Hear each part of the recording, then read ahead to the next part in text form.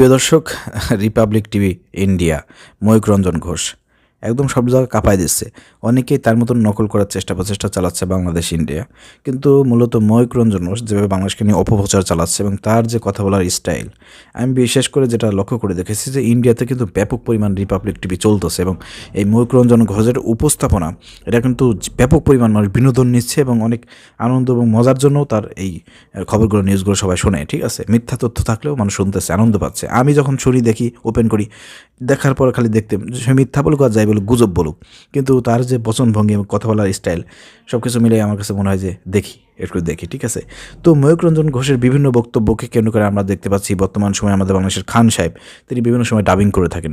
Dubbing করে তাদেরকে উল্টো আরও ধুলাই করেন। প্রিয় দর্শক, এখানে ময়ূক রঞ্জন ঘোষের এই যে লাস্টের যে বক্তব্যটা আপনারা দেখেছেন, থাকবে না বাংলাদেশ, বাংলাদেশ থাকবে না, এই বক্তব্যটাকে আমাদের বাংলাদেশের খান সাহেব